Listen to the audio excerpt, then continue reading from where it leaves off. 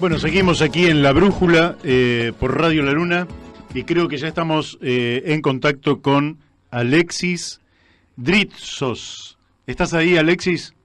Sí, Mario, buenas tardes, ¿cómo estás? Hola, ¿cómo te va? Un gustazo Bien. poder hablar con vos. Igualmente, Mario, igualmente, muchas gracias. Bueno, Alexis, te vamos a hacer algunas consultas para pedirte tu mirada, dado que sos economista, sobre algunos temas. El primero te diría que es que algunos asesores del presidente de la Nación sostienen que de mantenerse estable el dólar y lograr que disminuya un poco la inflación, la imagen del presidente va a crecer al punto de poder ganar la elección. Aquí no entra en cuestión la recesión, ¿verdad? Estos tres elementos, ¿cómo los estás viendo para junio, diríamos, que es donde electoralmente se inscriben las alianzas y los candidatos, agosto, que es donde se dan las primarias, y octubre, donde va a ser la elección general? ¿Cómo estás viendo la evolución de estos elementos? Bueno, en primer lugar es una lectura que el gobierno está fomentando. Tengamos en claro que han renunciado a crecimiento, han renunciado a disminución de la pobreza, han renunciado a bajar la inflación a un dígito, como dijeron en algún momento, y hoy el único elemento al que se aferran es el de tener una relativa estabilidad cambiaria. Le asignan un valor enorme para lo que es la posibilidad de reelección del presidente, y yo creo que hay dos cuestiones de debilidad en esa idea. En primer lugar, que no es muy fácil de que no exista una volatilidad cambiaria muy fuerte entre hoy y lo que va a ser octubre, porque las cuestiones fundamentales de la economía no fueron modificadas desde las anteriores episodios de volatilidad cambiaria. Entonces estamos en una situación muy endeble que se viene manteniendo en una relativa calma porque el Banco Central tiene ahora un poco más de poder de fuego que se le otorgó el Fondo Monetario, pero no tiene suficientes municiones como para enfrentar, si se existiera una corrida importante, lo que se llama la dolarización de las carteras. Tengamos en cuenta que hay 1 billón del ELIX en poder de los bancos y hay 1.100.000.000.000 de pesos de plazos fijos en pesos. Después tenemos una serie importantísima de vencimientos de acá a fin de año, alrededor de 18.000 millones de dólares, equivalente a 18.000 millones de dólares entre vencimientos en pesos y en dólares, con lo cual, con las reservas netas que hoy podrían estar en torno a 17.000 millones o 15.000 millones, claramente no permitirían enfrentarse a una corrida medianamente importante sin que el dólar se dispare muchísimo más arriba de los valores actuales. Esto implica mayor inflación, mayor recesión y volver a vivir lo que vivimos en el anterior episodio de la corrida. Entonces, por un lado creo que no estamos seguros de que esto suceda, y por el otro lado creo que la situación de la gente va más allá de la cotización del dólar, porque la recesión está mostrando una ferocidad tremenda. Ya se están previendo los números, ¿no? Los números del Producto Bruto. El gobierno, en su visión más optimista, calcula una caída del 0,8%, y ya hay analistas que están hablando del 2 o más de caída para este año. Sí. Y hay indicadores que muestran que vamos en ese sentido, y venimos en ese sentido hace rato, con la masividad de despidos, cierres de empresas, muy fuerte le está pegando a la pyme y al comercio, la pérdida de poder adquisitivo es tremenda, y más aún en los sectores más desfavorecidos, porque la inflación marca un valor de 54% interanual, pero tenés 66% interanual de alimentos y bebidas. Claro. Entonces, a mi entender, no creo que se pueda lograr esa estabilidad cambiaria que pretenden, y si se lograra solamente eso, no es suficiente para modificar el malestar que tiene la mayoría de la sociedad. Alexis, ¿cómo estás viendo la caída de ingresos tanto en salarios como en jubilaciones? ¿En qué valores, desde 2015 a la fecha, en qué valores estaría rondando esto? Mira, no te quiero dar una cifra al azar. Se estaba hablando de una caída aproximadamente, por los números que yo recuerdo, de un 15 o más por ciento. Lo que pasa es que hay que ver contra qué lo medís, por eso hay que ser muy cuidadoso, porque si lo medís contra la inflación es una cosa, si lo medís contra, en el caso de los jubilados, vos fíjate que la inflación de medicamentos y de alimentos es otra, entonces es muy difícil tener un número exacto, pero es muy importante la caída, y aparte, si lo mirás desde otro lado, vos tenés la caída en valor dólar de los salarios, teniendo en cuenta, y de los ingresos en general, teniendo en cuenta que en su momento tuvimos un salario básico, el salario mínimo en $600, y hoy lo tenés en la mitad, como aproximadamente o menos. Entonces hay una dolarización de varios de los costos centrales que enfrenta el ciudadano, que ese es otro de los grandes temas de este gobierno, ¿no? La dolarización parcial de la economía en cuanto a los costos, pero no dolarizando los ingresos. Entonces se produce una distorsión enorme entre las dos puntas. En una transferencia de ingresos brutal. Escúchame, Alexis, las tasas de interés están por las nubes desde hace muchísimo tiempo, casi en niveles inimaginables. ¿Cómo puede funcionar una economía con estas tasas de interés, dado que sería muy recesivo, pero además, esto no está metiendo una promesa de mayor emisión monetaria hacia adelante y, lógicamente, presionando hacia adelante al dólar también? Exactamente, bueno, esto es como una trampa, es como la del perro que se come la cola. Una economía no puede funcionar con estas tasas de interés, o sea, una economía productiva, estamos hablando, ¿no? Distintos son digamos, los sectores que se dedican a la especulación financiera, pueden encontrar obviamente grandiosos negocios, pero es absolutamente inviable estas tasas de interés con una política productiva. Y como bien vos decís, la bomba del ELIC es una emisión potencial futura, porque vos estás tomando fondos de los bancos al 70% anual, que finalmente generan intereses que en algún momento se pueden llegar a querer cobrar, y esto implica una emisión monetaria que va a tener que hacer el Banco Central cuando tenga que ir liquidando aquellas posiciones que se levanten de las LELIC y se den vuelta, porque no nos olvidemos que el Banco Central permitió que gran parte, que todos los fondos que entraran a plazo fijo los pudieran colocar en LELIC, entonces los bancos hacen un fabuloso negocio. Por un lado pagan un 50% a los colocadores de plazo fijo y por el otro recibe el 70% del Banco Central, o sea, cero riesgo, un 20% de spread. Ahora, a medida que los plazos fijos empiezan a levantar sus posiciones y se empiezan a querer retirar, los bancos van a empezar a retirar estas LELIC para pagarlos a esos certificados de plazo fijo. ¿Y eso qué significa? Que el Banco Central va a tener que ya no renovar con otro papelito, sino va a tener que empezar a emitir efectivamente los pesos que van a terminar volcándose en el mercado. Para consumo difícil, para compra de dólares muy probable. Claro. Pasemos del bando, digamos, del oficialismo al bando del, no sé cómo llamarle, del pejotismo, del populismo, del kirchnerismo, pero que tiene a Alberto Fernández como el candidato o precandidato a presidente de la Nación.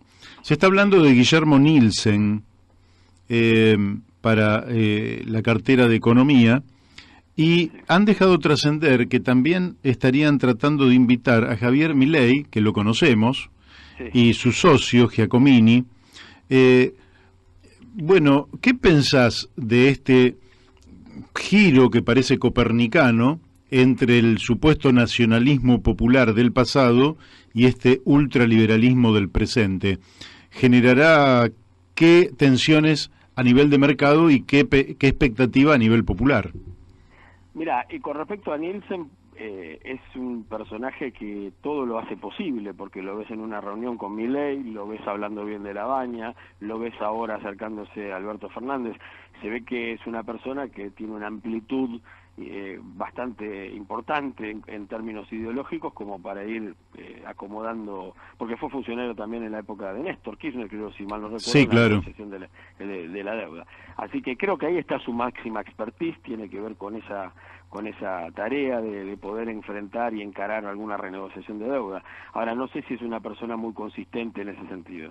Con respecto a los otros dos personajes, me parecen nefastos, me parece que son poco serios, plantean directamente la destrucción del Estado, Consideran que cualquier tipo de política redistributiva es un robo, consideran violento que a alguien exitoso, entre comillas, no lo dejen prosperar cobrando impuestos, y son gente que propone cosas como la eliminación de la salud pública, la eliminación de la educación pública, entregarle vouchers a la gente para que se atienda mínimamente y tenga una educación mínima, una cosa descabellada que no tiene validez práctica, no existe en ningún lugar del mundo, y esta gente ha logrado un éxito mediático importantísimo, en paralelo con las cualidades histriónicas de Milei, que es un excelente stand-upero, pero realmente es muy difícil seguir una línea seria de pensamiento, porque a veces razona seriamente, hace algún tipo de razonamiento, obviamente ultraliberal, pero después se va a la banquina con cosas absurdas como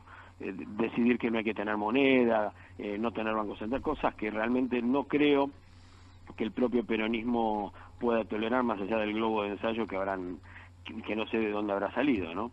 Claro, ahora tipos, por ejemplo, como Esper, que está en esa línea más o menos, claro, y que ha planteado algo que si lo hubiéramos planteado los socialistas, no sé, nos hubieran caído meteoritos de todo tipo, pero que él planteó que había que despedir 1.800.000 empleados públicos de los 3.600.000 empleados que existen en todo el país, en todos los niveles, con lo cual lógicamente estaría echando maestros, enfermeros, médicos, en fin.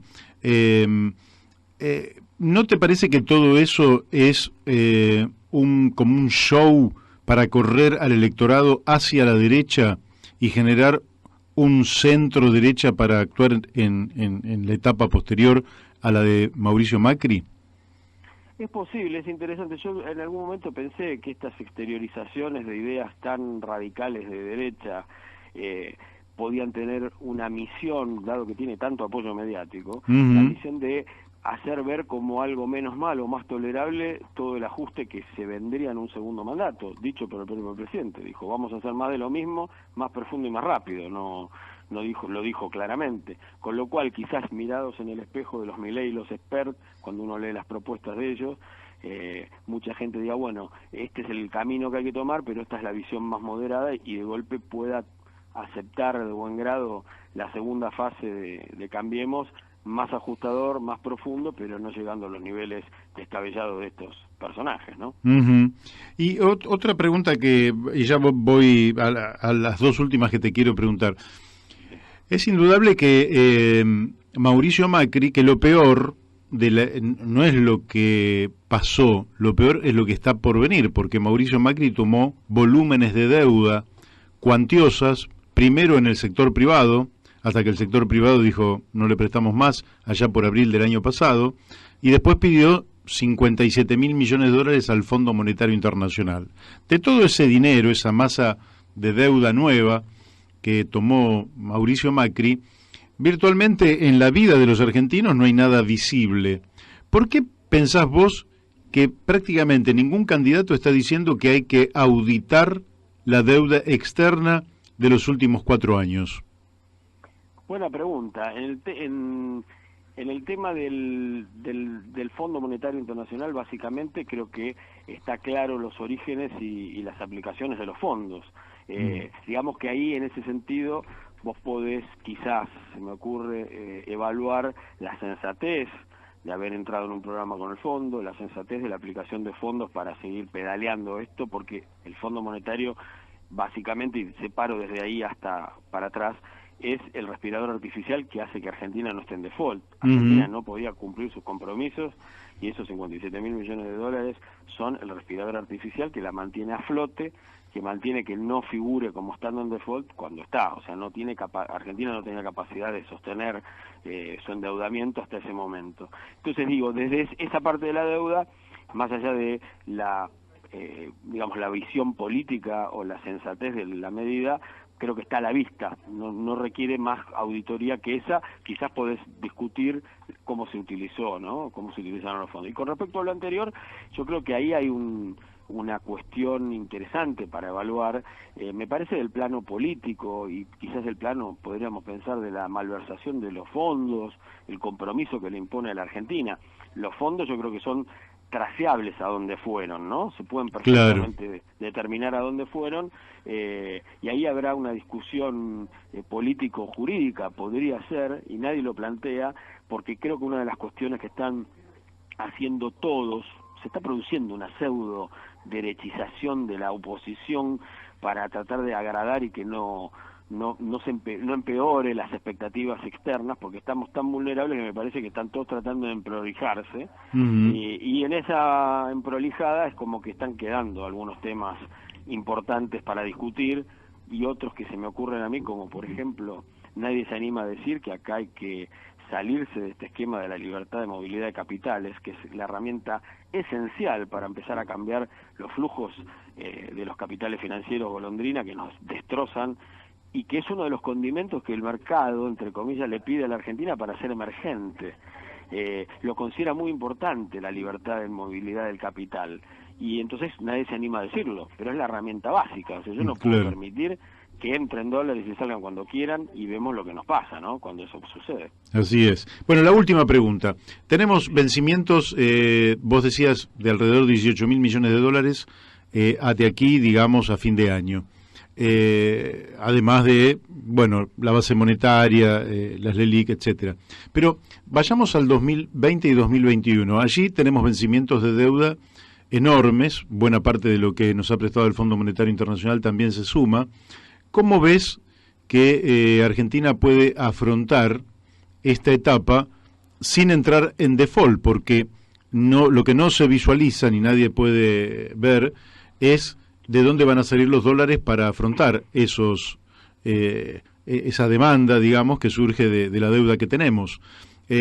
¿Cómo ves? ¿Ves factible una renegociación?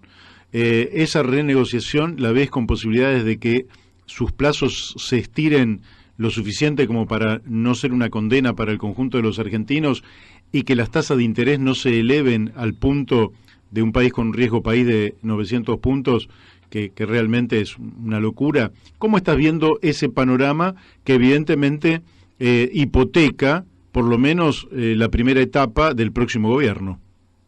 Sí, el futuro es muy complejo, porque este lastre a cambio de nada, o sea, vos ponete a pensar lo que significa una deuda enorme con un país que está destruido en lo productivo, en donde ha perdido poder adquisitivo. Digamos, no es que nosotros asumimos una enorme deuda en un país que crece a tasa china, todo lo contrario. Uh-huh. Entonces, otro tema, hoy tenemos un circunstancial y positivo superávit comercial, pero tenés un crecimiento de las exportaciones de 1,7% y una caída de importaciones de 31%.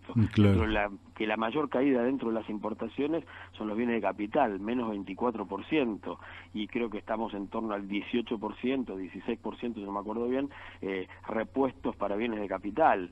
Entonces estás viendo que hay un sesgo antiproductivo importante. Entonces ahí el lastre de las deudas siempre tiene que ver con tu capacidad de reaccionar productivamente, cuánto podés crecer para tener esa situación. Esto nos lleva automáticamente a una renegociación, primero con el fondo, que es el que tiene que dar el visto bueno a todo, y creo que el objetivo debería ser el de no seguir haciendo crecer la deuda, sino reprogramar vencimientos para tener los que se llaman convenios de facilidades ampliadas, pasar de un stand-by, que es más corto, a uno más largo, y en el medio tratar de generar un shock muy grande de confianza con medidas muy importantes de cambio, en donde fundamentalmente hay que basarse en estimular el crecimiento inmediatamente, y buscar alguna alternativa. Quizás se pueda ejecutar alguno de estos swaps con China en algún momento, si falta, como para cubrir algún bache, que tenían tasas bastante convenientes en comparación con lo que el mercado nos cobraría hoy, ¿no? Porque con un riesgo país de 900 puntos, imagínate que estaríamos pagando un 12, 11 y pico o 12%, Claro. con lo cual sería prohibitivo.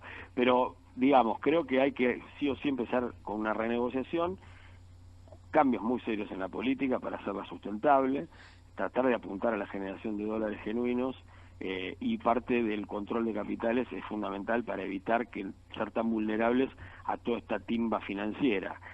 También cabe una posibilidad, que no lo dice nadie, pero que en algún momento van a tener que ver cómo liquidan todas estas LELIC famosas con un esquema que a los bancos no les va a gustar, pero bueno, que va a haber que tomar una medida drástica con el tema del ELIC, me parece. Bueno, ahora sí, la última, y te pido que sea sintético, pero ¿qué motores ves vos y cómo se pondrían en marcha de cara a un próximo gobierno, dado que este gobierno está apagando, digamos que no apaga el motor del campo por la sencilla razón de que sale el sol todos los días, pero ha apagado prácticamente la totalidad de los motores de la economía y el próximo gobierno va a tener que encenderlos?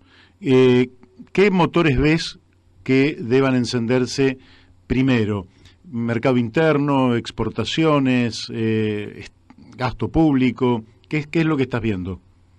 En primer lugar, creo que el consumo es esencial que se recupere, y es esencial dar condiciones para que la actividad productiva de las pymes y comercios empiece a florecer. Y esto tiene que ver en paralelo con la desdolarización de todas las tarifas y la readecuación en base a costos de todas las tarifas y los precios regulados. Esto significaría que tanto particulares como comercios y pymes podrían tener costos más accesibles, sumado a tasas, a programas de financiación con tasas subsidiadas, para poder reactivar y sacar de esta crisis financiera, inclusive también a estos sectores, porque los sectores productivos lo primero que sienten son el incremento de costos, los costos financieros excesivos y la falta de demanda.